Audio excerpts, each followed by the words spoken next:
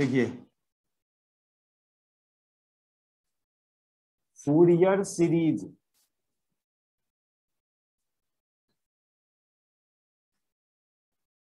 Fourier series की जरूरत क्यों पड़ा वो पहले समझो।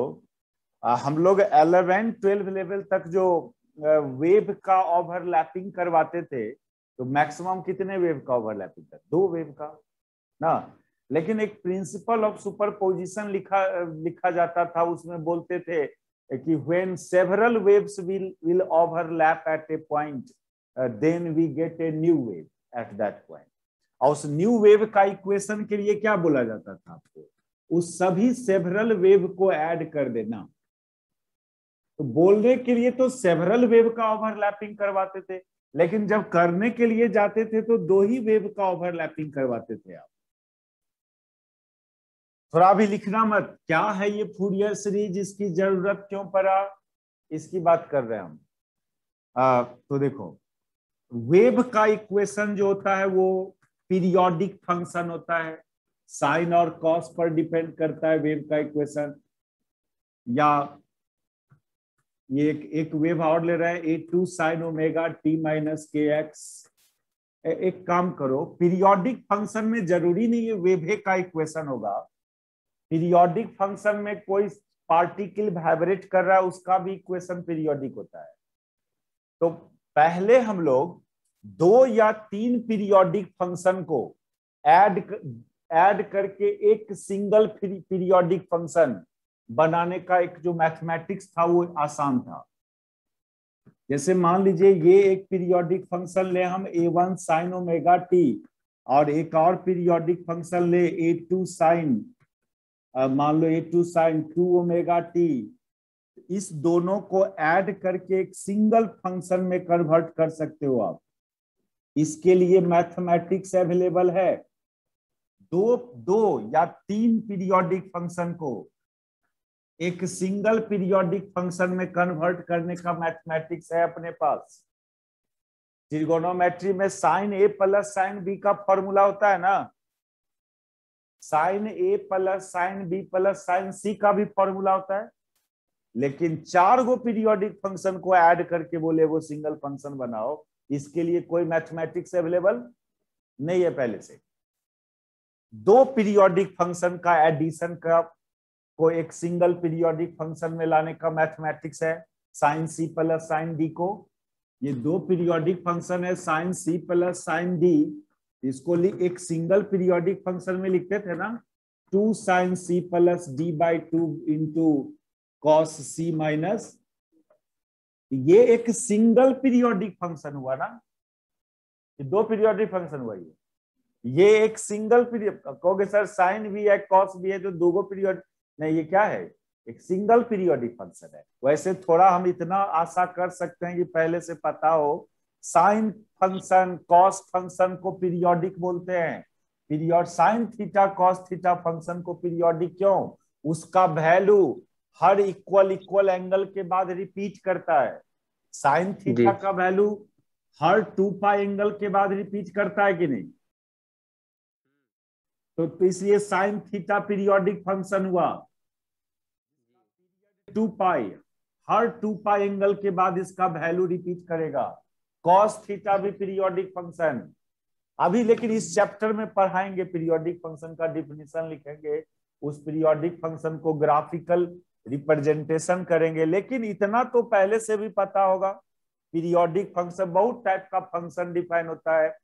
Algebraic function, exponential function, logarithmic function, periodic function, trigonometric function में ये सब आता है पीरियोडिक फंक्शन। ऐसा जरूरी नहीं है, अलजेब्राइक फंक्शन में आल्सो पीरियोडिक, एक्सपोनेंशियल फंक्शन में आल्सो पीरियोडिक।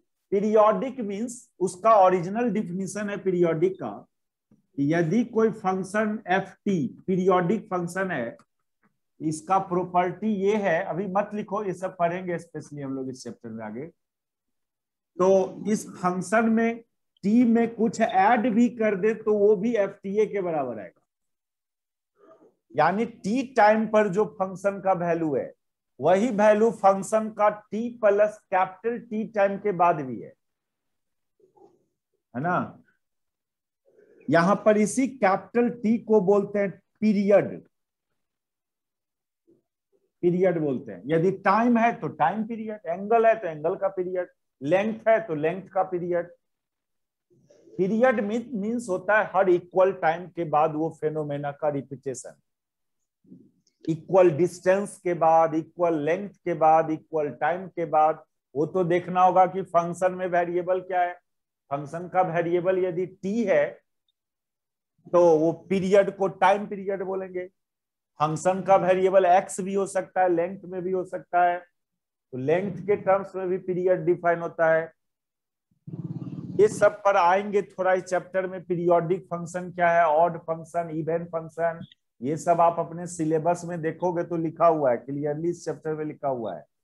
अभी फूरियर सीरीज का डिफिनीशन के लिए हमको इतना मान के चलते हैं कि पीरियोडिक फंक्शन क्या चीज होता है ये पता होगा आपको।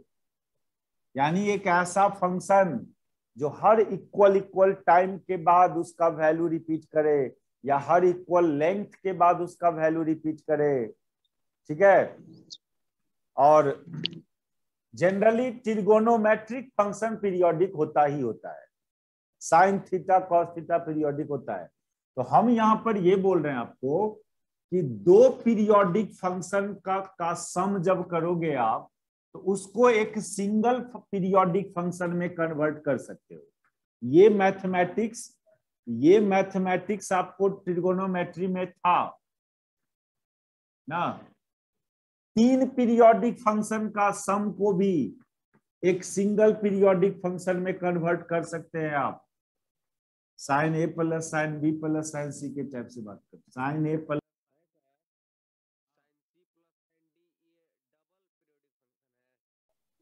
अच्छा, तीन पीरियोडिक फंक्शन के सम को भी एक सिंगल पीरियोडिक फंक्शन में लाने का था मैथमेटिक्स, ये था ना फॉर्मूला ट्रिगोनोमेट्री में।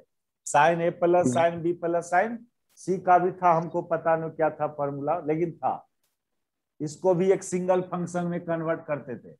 लेकिन अब आपसे बोले कि चार पीरियोडिक फंक्शन और पांच या infinite numbers of periodic function को के सम को एक सिंगल पीरियोडिक फंक्शन में लाने का कोई मैथमेटिक्स पहले से अवेलेबल नहीं है। यही है फूरियर सीरीज। फूरियर सीरीज एक टेक्निक है to find the sum of a number of periodic function को एक सिंगल पीरियोडिक फंक्शन में कन्वर्ट करने का एक टेक्निक है फूरियर सीरीज। तो फूरियर सीरीज क्या है एक्चुअली उसके बारे में लिख रहे हैं कि it is a mathematical technique. Fourier series के बारे में लिखो, फूरियर सीरीज का definition, it is a mathematical technique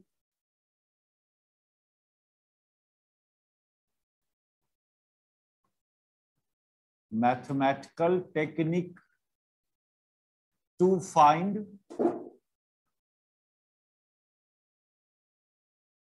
या टू कन्वर्ट लिखो, to convert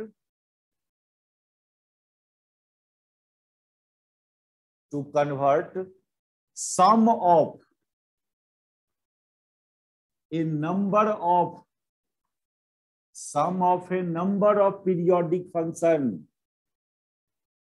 into a single periodic function, sum of a number of periodic function into a single periodic function।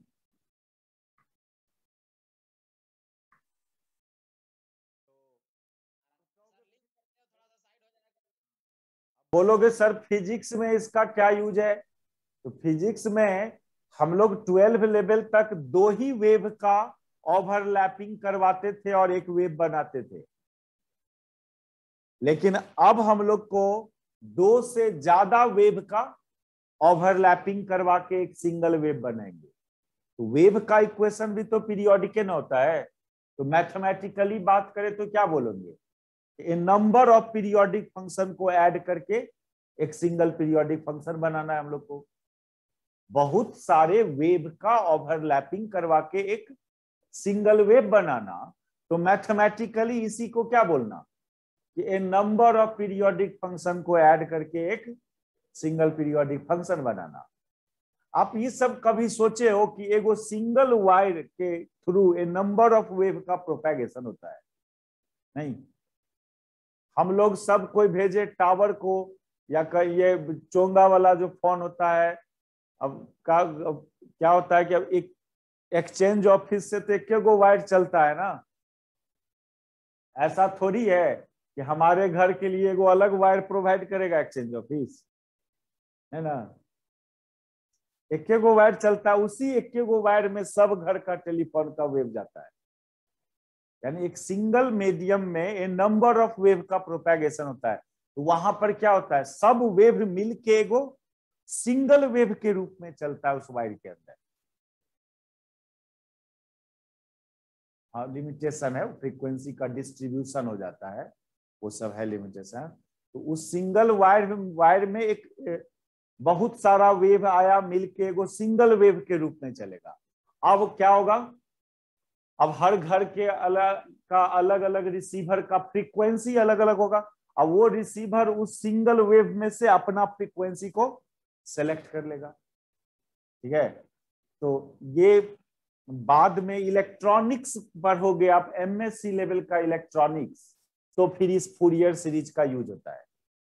Graduation level के कहीं भी कोई topic में एक question है जहां हम लोग फूरियर सीरीज का ओनली यूज करेंगे, लेकिन मेनली इसको पढ़ा जाता है इलेक्ट्रॉनिक्स पढ़ने के लिए, वो भी ग्रेजुएशन लेवल का इलेक्ट्रॉनिक्स नहीं, एमएससी का इलेक्ट्रॉनिक्स पढ़ने में इसका यूज होगा। ग्रेजुएशन में मात्र एक जगह इस फूरियर सीरीज का यूज करना है।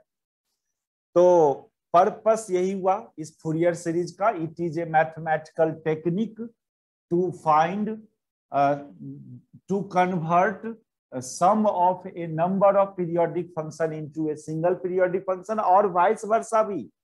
इसी में एक बात और अटैच करो, और वाइस वर्सा, मतलब उल्टा काम भी कर सकते हो। उल्टा काम मतलब क्या, कि एक सिंगल फंक्शन होगा उसको भी आप a number of periodic function के सम में कन्वर्ट कर सकते हो। या तो sum of a number of periodic function को एक सिंगल फंक्शन में कन्वर्ट करोगे, या एक सिंगल फंक्शन को तोड़ोगे किसमें, ए नंबर ऑफ पीरियोडिक फंक्शन के सम में। दोनों काम करता है ये टेक्निक, और वाइस वर्सा मतलब ये। तो अब चलें डायरेक्ट आ जाए अपने टॉपिक पर। ये फूरियर सीरीज आता है एक फूरियर थ्योरम से आता है। एक स्टार्टिंग में ही आपका एक लॉन्ग क्वेश्चन है, यहां पर बोलता है define Fourier theorem and form Fourier series, also find expression for Fourier coefficient. ये क्वेश्चन लिख लो अब आप यहां पर, और जो भी काम करेंगे इस क्वेश्चन का सॉल्यूशन करने जा रहे हो।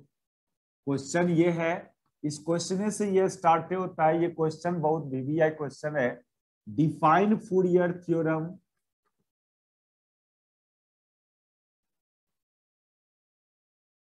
And form Fourier series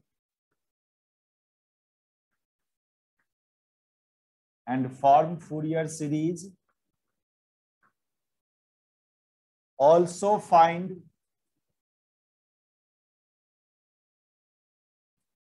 expression for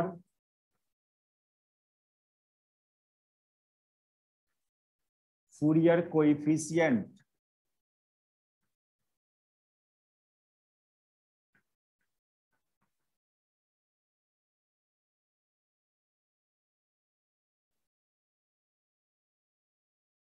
ठीक है। देखिए, तो ये फूरियर सीरीज बनता है इस फूरियर थ्योरम से। पहले लिखा जाए ये फूरियर थ्योरम क्या चीज है।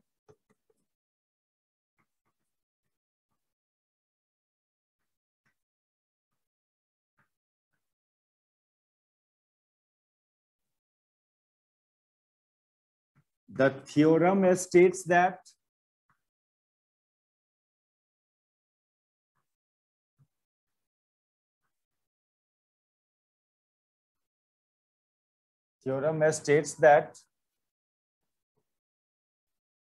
the sum of a number of simple periodic function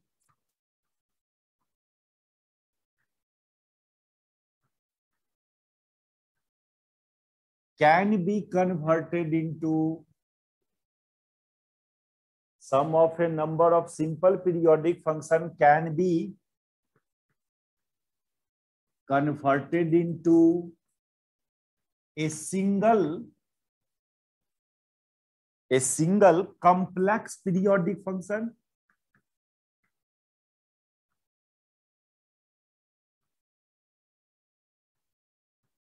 और करके लिखो, a single complex function,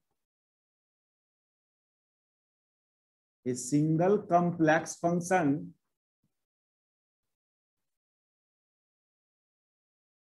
can be converted into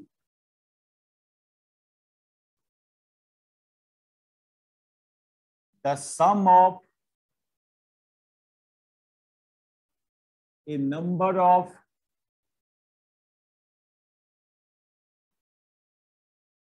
simple periodic function. एक मिनट थोड़ा सा छूट गया, थोड़ा सा करेक्शन करेंगे हम लोग। द थ्योरम, ये सिंपल पीरियोडिक फंक्शन लिखे है ना, यहां पर एक बात अटैच करना था इस सिंपल पीरियोडिक फंक्शन के पास, having their angle integer multiple. इसमें थोड़ा एक बात अटैच करो,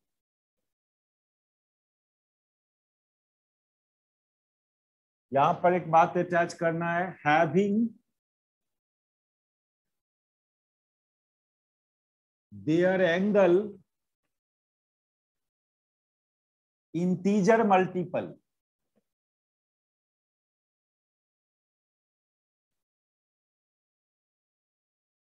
ये थोड़ा छूट गया इस लाइन के पास, simple periodic function having their angle integer multiple.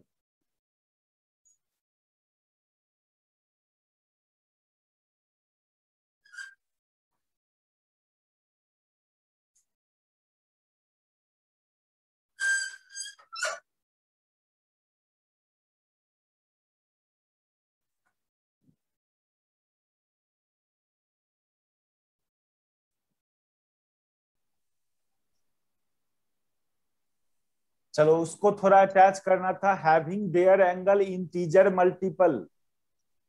तो यहां भी देखो, a single complex function can be converted into the sum of a number of simple periodic function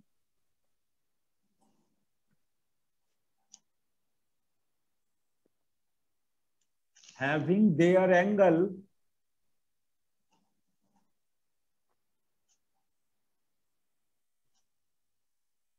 integer multiple.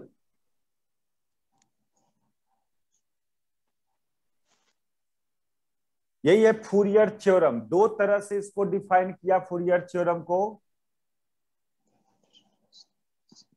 या तो एक सिंगल फंक्शन को in sum of a number of simple periodic function में, लेकिन उस सब सिंपल पीरियोडिक फंक्शन का angle क्या होना चाहिए, इंटीजर मल्टीपल में होना चाहिए। ये एक कंडीशन, आप जिस पीरियोडिक फंक्शन सबको ऐड कर रहे हो वो बहुत सिंपल होना चाहिए और उसका एंगल इंटीजर मल्टीपल में होना चाहिए। अभी मैथमेटिक्स करके दिखाएंगे इसका, देखना। या उल्टा काम, एक सिंगल फंक्शन है उसको हमने कन्वर्ट कर दिया in number of sum of periodic function में। देखिए इस स्टेटमेंट को हम मैथमेटिक्स में अब उतार रहे हैं। ये जो थ्योरम लिखा गया, इस थ्योरम को मैथमेटिकली कैसे लिखोगे वो देखो।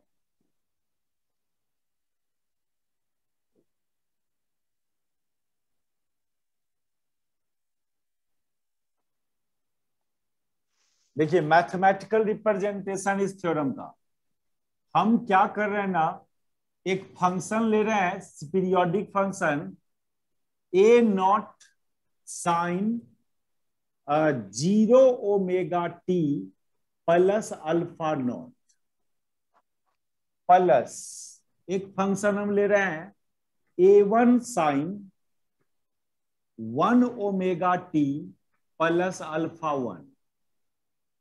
फिर एक फंक्शन ले रहे हैं A2 sine 2 omega T plus alpha 2 and so on up to infinity तक जा सकते हो आप। देखो क्या हुआ, ये क्या है, ये सब सिंपल पीरियोडिक फंक्शन है। Sign omega T cos omega T सब क्या है, कॉस फंक्शन तो सिंपल फंक्शन होता है, उससे सिंपल कोई फंक्शन नहीं। लेकिन इसका एंगल देखो, पहला एंगल है 0 ओमेगा टी, दूसरा है 1 ओमेगा टी, तीसरा है क्या 2 ओमेगा टी। तो बोले थे ना having their angle integer multiple, बोले थे ना, वो भी नेचर दिख रहा है आपको, सम भी दिख रहा है।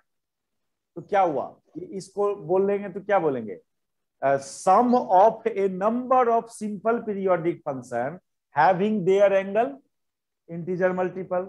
इसको हम लोग क्या करेंगे, एक सिंगल फंक्शन क्या मान लें, y। ठीक है, ये y is a single complex function.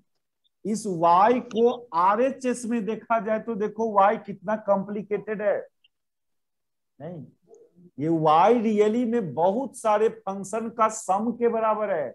इसलिए इसमें हम लोग क्या अटैच किए, वर्ड कॉम्प्लेक्स फंक्शन, नहीं, इसको एक्सपेंड किया, y को हमने एक्सपेंड किया तो ये बहुत सारे पीरियोडिक फंक्शन के सम में कन्वर्ट हुआ, having their angle integer multiple. इसी को फूरियर सीरीज बोलेंगे। ये जो आप थ्योरम को मैथमेटिक्स में उतारा, फूरियर थ्योरम को मैथमेटिक्स में उतारे, तो ये जो मैथमेटिक्स बना इसी का नाम है Fourier series. It is called Fourier series.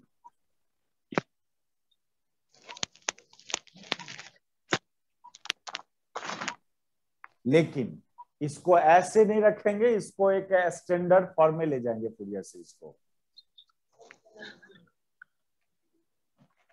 इसको एक स्टैंडर्ड फॉर्म देंगे हम लोग। पहले तो जो थ्योरम था आपका, आपने उस थ्योरम को मैथमेटिकली एक्सप्रेस कर दिया। अब देखो अगला क्या क्या सॉल्यूशन यहां बन सकता है, क्या क्या पॉसिबिलिटी है। देखिए हम इसको ना क्या करते हैं, ये जो बहुत सारे फंक्शन का सम कर रहे हो, इसको आप सिग्मा में डाल दो। क्या करो, सिग्मा में। क्या करेंगे सिग्मा में, A R sine R omega T plus alpha R लिख दो, और आर का वैल्यू 0 टू इंफिनिटी, क्योंकि ये सीरीज कहां तक गया है, इंफिनिटी तक। कर सकते हैं ये काम, सिग्मा में एक्सप्रेस कर दिया इसको हम लोग। 0 1 2 इसकी जगह आर लिख दिया। देखो ना, डालो ना आप इसमें, सिग्मा का मतलब समेशन, एक बार आर बराबर 0 डालेंगे सब जगह तो ये आ जाएगा, आर बराबर 1 डालोगे तो वो आ जाएगा। दैट इज इस सीरीज को आप सिग्मा में कन्वर्ट कर दिया।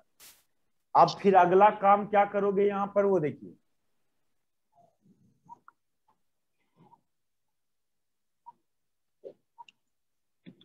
अगला कन्वर्सन देखो क्या करने जा रहे हैं, हम लोग 0 डाल के वो टर्म को बाहर कर लेते हैं इसमें से। 0 वाला टर्म, आर बराबर 0 पर जो टर्म है उसको आप बाहर कर दो। तो आर बराबर 0 डालोगे तो ए नॉट आएगा, और यहां पर 0 omega T plus alpha not आएगा। तो 0 ओमेगा टी को तो साइलेंट कर दें, नहीं, प्लस अब जो बच गया ना उसको सिग्मा में डाल दो।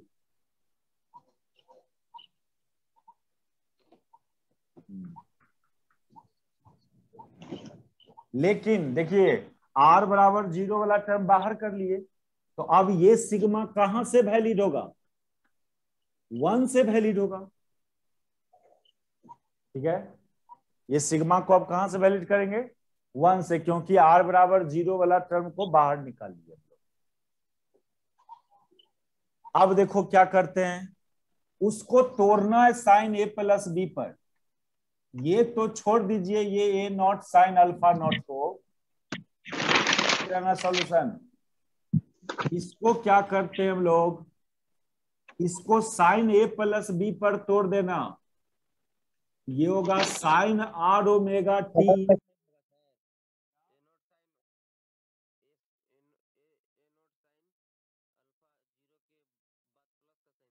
क्या कर, यहाँ क्या कर रहे हैं हम, इसको ऐसे ही छोड़ दिए, इसको इस टर्म को साइन ए प्लस बी पर तोड़ रहे हैं, तो sine A into cos B plus cos A into sine B, यानी cos R omega T plus into sine alpha R, ये तोड़ दिए साइन ए प्लस बी पर।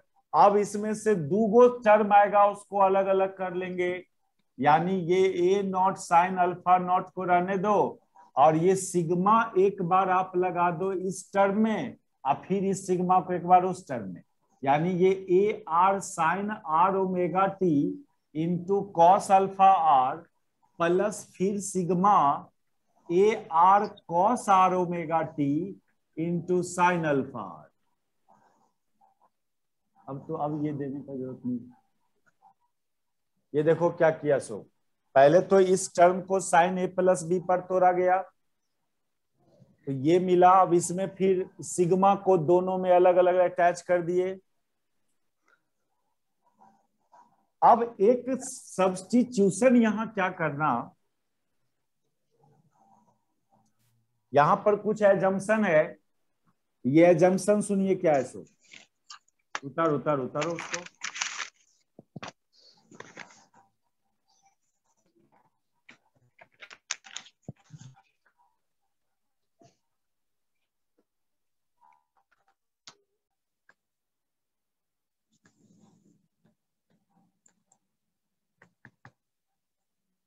देखो एक एजम्पशन क्या कर रहे हैं हम, ये ए नॉट साइन अल्फा को स्मॉल ए नॉट मान लेना, और ये जो A R cos alpha R है, A R cos alpha R, इसको स्मॉल ए आर मान लोगे, और ये जो A R sine alpha R है, इसको स्मॉल बी आर मान लोगे। अब कोई बुक देखोगे तो इसमें थोड़ा चेंजिंग नजर आएगा, हम लोग कॉस वाले को ना ए आर माने हैं, साइन वाले को बी आर, कोई बुक देखोगे तो साइन वाले को ए आर, कॉस वाले को बी आर ले सकता है, उससे कोई दिक्कत नहीं। हाँ, A naught sine alpha naught, हाँ, equal to small A naught, A R cos alpha, यहाँ है ना A R cos alpha R को स्मॉल ए आर, और यहाँ A R sine alpha R को स्मॉल बी आर। ये सब्स्टिट्यूशन आप इसमें कर देखो, इसी को बोलते हैं हम लोग, these are called Fourier coefficient, these are called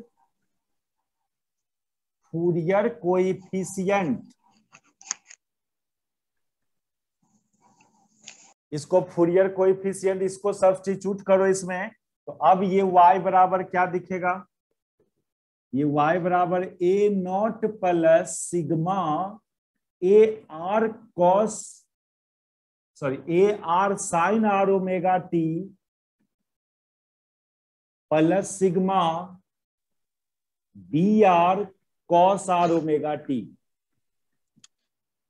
यहाँ पर A R cos alpha R की जगह पुट कर दिया स्मॉल ए आर, तो ये जो y है, ये y अब ऐसा, r का वैल्यू 1 से इंफिनिटी, r बराबर 1 टू इंफिनिटी। देखो यही हुआ फाइनल फूरियर सीरीज, इसको standard form of Fourier series, ये हुआ फाइनल फूरियर सीरीज हो गया। देखो इसको बोलते हैं हम लोग standard form of Fourier series, लिख लो तो इसको, it is called standard form of Fourier series.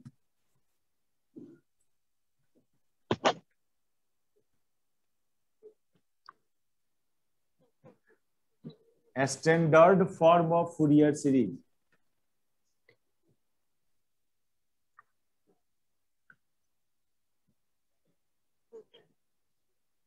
देखिए इसमें A R B R A naught, इसको फूरियर कोएफिशिएंट नाम रखा गया है। हम लोग क्या क्या बोले क्वेश्चन में बोले थे डिफाइन फूरियर थ्योरम, वो काम किया, और उस फूरियर थ्योरम से फिर क्या किए, फूरियर सीरीज फॉर्म किए। जब ये फूरियर सीरीज फॉर्म करने गए तो यहाँ पर कुछ एजम्पशन किए हो, आप कुछ एजम्पशन किए हो जिसको फूरियर कोएफिशिएंट नाम दिया। अब इसके लिए एक्सप्रेशन फाइंड करना, ये भी लिखा गया ना, also find expression for Fourier coefficient. तो अब टॉपिक बना देंगे आप यहां पर एक्सप्रेशन फॉर फूरियर कोएफिशिएंट,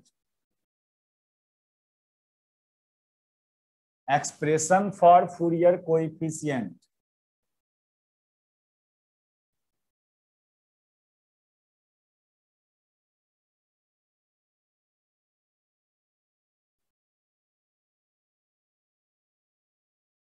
कहोगे ये तो खुद एक एक्सप्रेशन था ही, तो फिर अब नया कौन एक्सप्रेशन? ये ए नॉट तो खुद इतना के बराबर था, ए आर इतना के बराबर था, इतना को हमने ए आर माना, इतना को बी आर माना, फिर नया एक्सप्रेशन इसके लिए क्या हो रहा है? नहीं।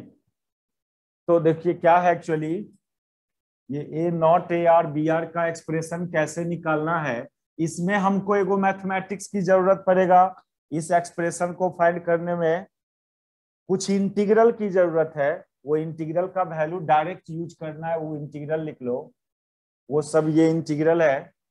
देखो कभी आपको जरूरत पड़े साइन ओमेगा टी का integral from 0 to capital T, तो ये 0 लेना।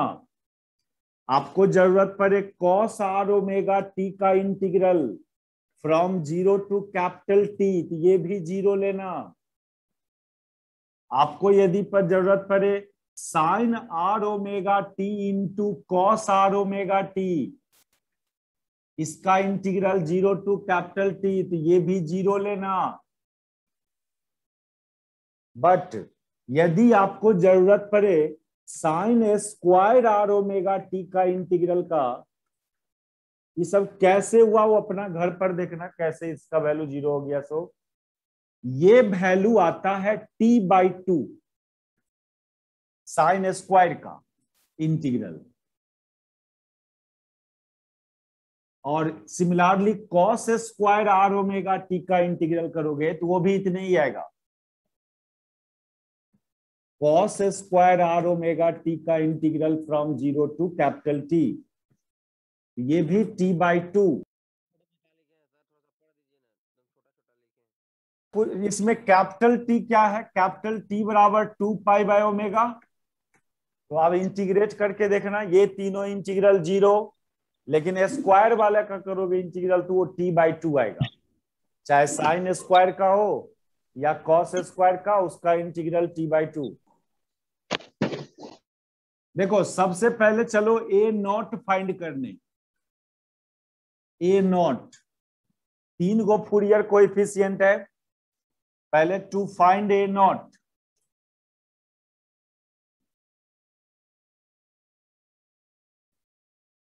देखो ए नॉट फाइंड करना है तो आप चाहेंगे क्या कि हमारे फूरियर सीरीज से ए आर और बी आर हट जाए? नहीं, ये फूरियर सीरीज को थोड़ा पैर को लिखने दो। ये था A naught plus sigma A R sine R omega T plus sigma B R cos R omega T, ये था। हमको फाइंड करना है, ए नॉट फाइंड करना है, तो हम लोग चाहेंगे कि ये टर्म और ये ए आर और बी आर यहां से गायब हो जाए। ए आर और बी आर कब गायब होगा? जब आगे साइन आर ओमेगा टी है तो यहां पर क्या हो जाए? सुनो, गायब कैसे हो सकता है ये ए आर? इसको यदि इंटीग्रेट कर दें हम 0 टू कैपिटल टी में, तो अभी अभी देखा था ना, साइन आर ओमेगा टी का इंटीग्रेशन 0 टू कैपिटल टी क्या हो जाता है? 0 हो जाता है। इसको भी इंटीग्रेट कर दें यदि 0 टू कैपिटल टी लिमिट में, ये भी क्या हो जाएगा? 0। यानी ए आर और बी आर आपका इस सीरीज से हट जाएगा, खाली ए नॉट बचल रहेगा। तो आप क्या करो ना, अपने इस फूरियर सीरीज को इंटीग्रेट कर दो डायरेक्ट, ए नॉट आ जाएगा आपको। Integrate the Fourier series, integrate the Fourier series with respect to time from the limit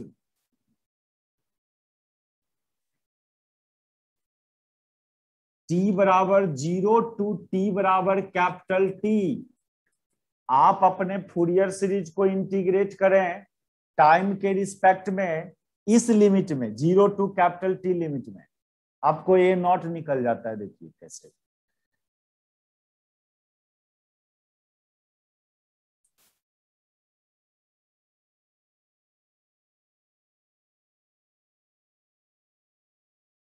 time के रिस्पेक्ट में इंटीग्रेशन करना, दोनों साइड, इन बोथ साइड। देखो करके दिखा रहे हैं इंटीग्रेशन इस पर। लेफ्ट साइड टाइम के रिस्पेक्ट में इंटीग्रेट करें तो लेफ्ट साइड तो y है ना, y dt। y को बाहर नहीं कर देना इंटीग्रेशन से, y को इंटीग्रेशन से बाहर नहीं कर देना।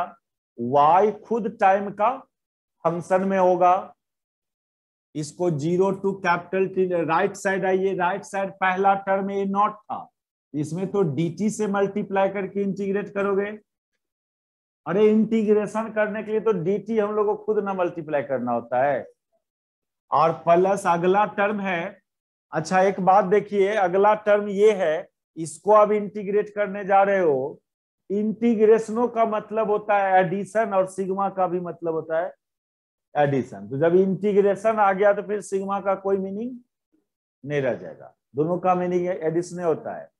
यानी यहां पर हम लोग क्या कर दें, सिंपली इंटीग्रेशन कर दे किसका, ये ए आर, अच्छा रहने दीजिए अभी, A R sine R omega T, और डी टी से तो खुद मल्टीप्लाई करेंगे 0 टू कैपिटल टी, प्लस फिर अगला टर्म है B R cos R omega T D T 0 to capital T. ये हो गया। पहले तो दोनों तरफ हम लोग इंटीग्रेशन किया टाइम के रिस्पेक्ट में 0 टू कैपिटल टी लिमिट में।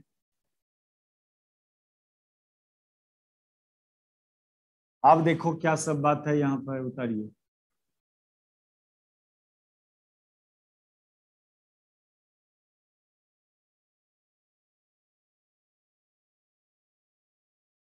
चलो देखिए, ये ए नॉट को बाहर कर लेना, सिंपली dt का इंटीग्रल, यहां से आप ए आर को ए आर, ये तो आर का फंक्शन है ना, टाइम का तो फंक्शन है ना, नहीं ए आर किसका फंक्शन है, आर का, न कि टाइम का। आप ए आर किसको माने थे, आप ए आर माने capital A R sine cos alpha R को ना, इसमें कहीं टाइम है, ए आर तो टाइम का फंक्शन में नहीं ना है, इसलिए ये इंटीग्रेशन से बाहर आ जाएगा ए आर। सिंपली इंटीग्रेशन करोगे साइन आर ओमेगा टी का 0 टू कैपिटल टी, यहां पर बी आर बाहर आ जाएगा, simply cos R omega T का इंटीग्रेशन 0 टू, अब आप देखिए क्लियरली, ये इंटीग्रल कितना 0, ये भी इंटीग्रल कितना, ये भी इंटीग्रल 0, अभी अभी हम लिखे थे फॉर्मूला सबका। और यहां पर सिंपली बच रहा है कितना, ए नॉट गुने डी टी का इंटीग्रेशन टी, तो ये टी हो जाएगा। तो सिंपली इसका इंटीग्रल बचा जो कैपिटल टी,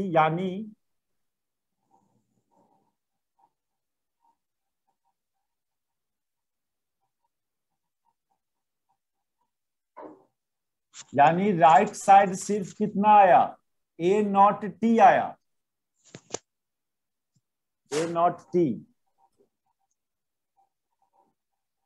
इसलिए ए नॉट बराबर कितना, ए नॉट बराबर 1/t integral 0 to capital T Y D T. ये हुआ एक्सप्रेशन फॉर ए नॉट, ये expression for A not.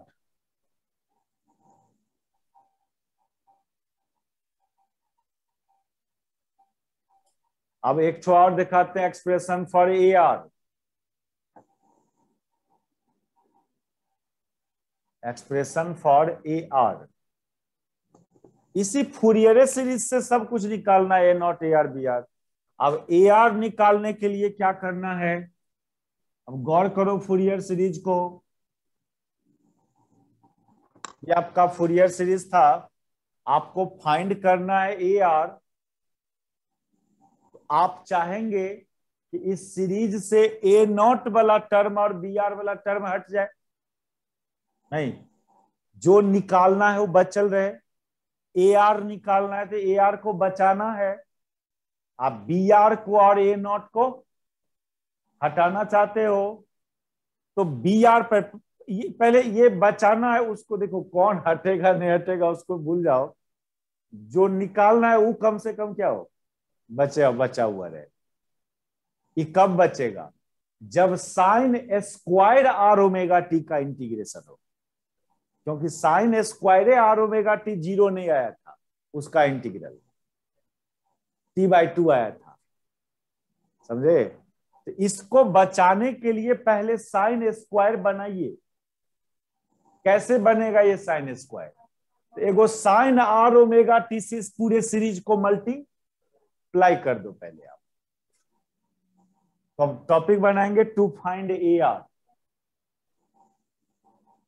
Square नहीं करना, मल्टीप्लाई करो, स्क्वायर करने वाला मैथमेटिक्स कीजिएगा। इधर कितना 3 गो टर्म का स्क्वायर है, तो ए प्लस बी प्लस सी का होल स्क्वायर निकालने जाइएगा। हाँ। अगला लिख देना है to find A R. A R find करने के लिए सबसे पहले क्या करना, यहां पर साइन में स्क्वायर एग्जिस्ट करवाइए। कैसे स्क्वायर एग्जिस्ट होगा, तो multiply the series by sine R omega T से सीरीज को मल्टीप्लाई करें इन बोथ साइड, और फिर अब जाके इंटीग्रेट करना, एंड देन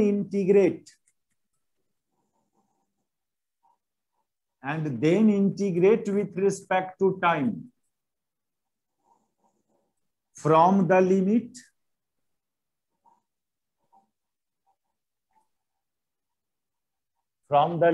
t बराबर 0 टू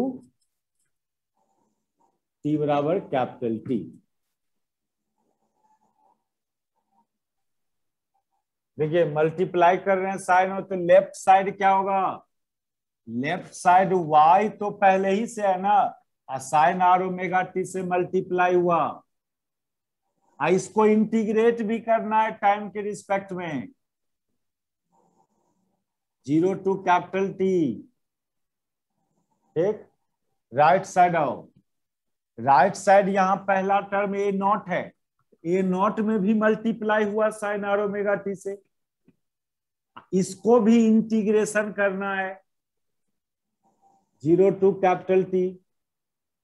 फिर यहां पर आओ, यहां पर इस टर्म में भी ए आर तो बाहर आज कर लो, एगो साइन पहले से है और एगो साइन से मल्टीप्लाई कर रहे हैं, तो ये क्या बन जाएगा, ये बन जाएगा sine square R omega T D T, और इंटीग्रेट भी कर रहे हैं 0 टू कैपिटल T ना। फिर इस टर्म में मल्टीप्लाई कर रहे हो, तो बी आर 0 टू T, यहां क्या होगा, यहां sine R omega T into cos R omega T D T हो जाएगा। उतरिए,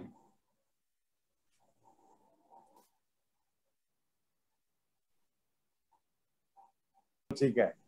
अब देखो ये तो 0 ना, पहला टर्म क्या 0, साइन आर ओमेगा टी का इंटीग्रल है, ये t/2,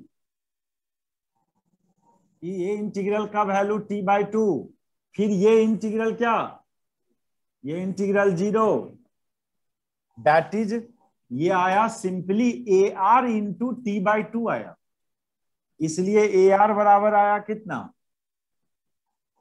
2/t integral 0 to t y sine R omega T D T, ये हुआ एक्सप्रेशन फॉर ए आर। लेकिन फंक्शन y पता नहीं ना अभी आपको,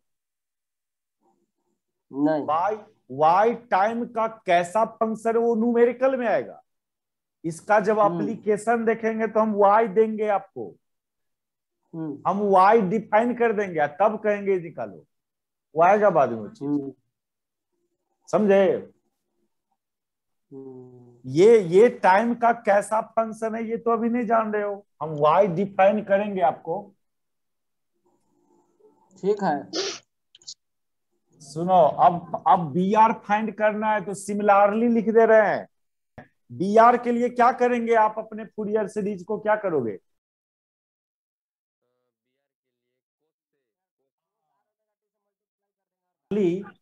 to find B are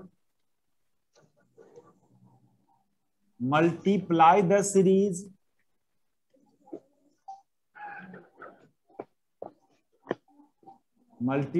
series by cos r omega t and integrate with respect to time from the limit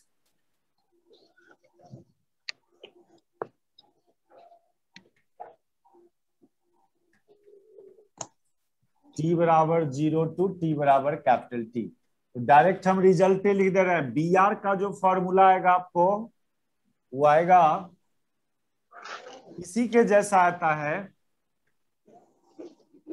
2/t integral y cos r omega t dt from 0 to t। ये B R के लिए आएगा। तो हो गया, तीनों Fourier coefficient का आप एक्सप्रेशन फाइंड कर लिए। एक कंप्लीट क्वेश्चन था ये, define Fourier theorem form Fourier. Cos are omega T से मल्टीप्लाई करेंगे तो साइन आर ओमेगा टी ही रहेगा ना। अच्छा बी आर, हाँ सर देख लीजिए। ठीक ठीक सर। साइन वाला टर्म गायब हो जाएगा। नहीं आप बोले थे साइन तो हम साइन ही लिख दिए। अब है इसका एप्लीकेशन, देखो दो एप्लीकेशन सिलेबस में है, देखिए एप्लीकेशन ऑफ फूरियर सीरीज।